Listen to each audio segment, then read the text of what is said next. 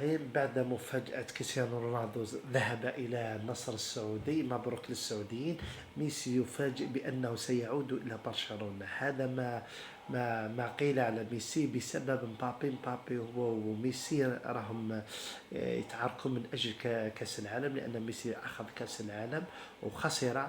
صحيح أنه هداف مبابي، ولكن ميسي أعظم لاعب ودا أحسن لاعب في العالم ودا كأس العالم. هذا شغل دخلت فيه الغيرة. وقبل أشهر مبابي يتكلمش مع نيمار من أجل الركلات الترجيحية ويدير هذيك تاع هذه هكذاك، فاهم؟ لاسونسيال.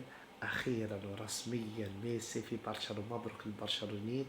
وإن شاء الله في جانفي هما باع في جوان إن شاء الله بعد ربطة أبطال أوروبا والدوري الفرنسي وينتهي الدوريات الأوروبية، سيعلن برشلونة بأن ميسي سيعود بإذن الله. هذا ما سمعته من الأخبار الصحفية العالمية.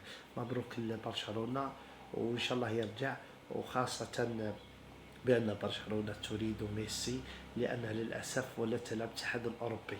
لازم مباهاة تلعب رابطة أوروبا وتطلع للنهائيات، لازم يرجع ميسي. وميسي ما بيش الدراهم، عنده الصور لا بس بيه، قادر يدير إعلان برك في الانستغرام يضرب الملايين الدولارات. تحية ميسي وتحية كريستيانو. وأخيرا مبروك للسعوديين، النصر السعودي يستاهل كريستيانو رونالدو.